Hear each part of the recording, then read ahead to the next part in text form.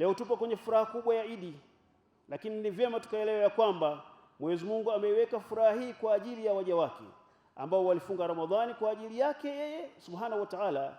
Kwa hiyo Idi hii ni kwa ajili ya wanaoendea kumwogopa Mwenyezi Mungu Subhanahu wa Ta'ala. Jueni kwamba ni wajibu wetu baada ya Ramadhani kufanya juhudi ya kuyaendeleza yale mema yote tuliyojifunza katika mwezi wa Ramadhani, kwani Mola anayeabudiwa katika Ramadhani ndiye yule yule anayeabudiwa katika miezi mingine. Haina maana kwamba Ramadhani ina Mola wake maalum. Hapana, Mola wa Ramadhani ndiyo Mola wa miezi mingine. Na tutoke katika maadili mema kwamba tuwaelekezee vijana wetu waende na yale ambayo yametokana na wamejifunza ndani ya mwezi wa Ramadhani. Vijana wetu wasiende katika maadili machafu na mabaya. Leo hii dunia imejaa uchafu, mambo ya ushoga yanashamiri na vijana wetu wanazongwa na uchafu wa namna hiyo. Kwa hivyo tuwasisitizie vijana wetu yale mazuri ambayo Ramadhani imewafundisha, basi waende nayo hivyo hivyo. Vijana wasiende katika mambo ya madawa ya kulevya. Vijana wafanye mambo kwa kufikiri na kutafakari kwa kina. Wasifuate mkumbo, wasifate kuzongwa katika namna ambayo itakuwa hasara kwao, wazazi wao na taifa kwa ujumla. Vile vile nichukue fursa hii pia kuomba vyombo husika ikiwepo serikali kuwawezesha vijana wetu katika mambo tofauti na kuwaongoza katika masuala ya kimaendeleo, kiasi kwamba vijana wawe na namna fulani ya kuepukana na kwenda katika mambo yasiyofaa. Taifa letu linawahitaji vijana kwa kiasi kikubwa sana.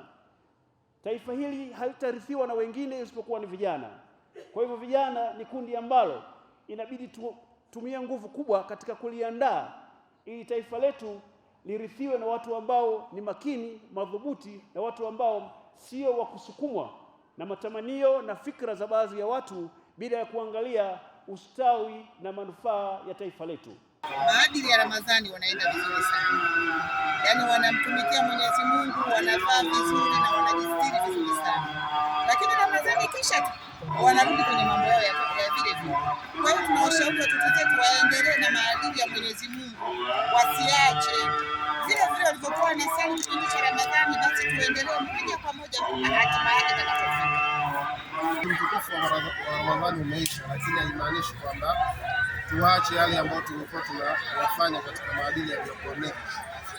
Tuendelee kusaidiana, tuendelee kujiweka sawa katika maisha yetu ya kila siku, kuhusiana jambo zuri la akhlaki, yani tabia njema. Kama ilivyokuwa kwenye mwezi mtukufu wa Ramadhani, watu waliweza kujizuia katika kuyaendea machafu na yasiyofaa, lakini mwezi mtukufu wa Ramadhani umeisha, haimaanishi kwamba tuyaache yale ambayo tulikuwa tunayafanya katika maadili.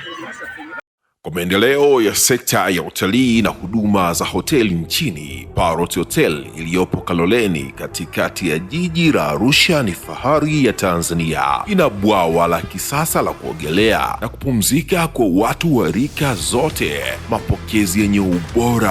Hapa utapata kahawa safi na vinywaji baridi vya kila aina, lifti za kisasa za kupeleka kwenye floor 13 zenye vyumba zaidi ya 100, vyumba vya kulala vyenye mazingira salama na tulivu, vyenye joto la upendo na baridi ya starehe, kumbi za mikutano zenye vifaa vya kisasa, mazungumzo ya kitaifa na kimataifa, sehemu nadhifu ya chakula yenye kuleta hamu, vyakula vyenye viwango vya ubora wa afya. Baada ya uchovu wa kutwa nzima, kuna baa ya kipekee kwa jioni yako ya kukumbukwa. Karibu Parrot Hotel kuonja ladha mpya ya maisha.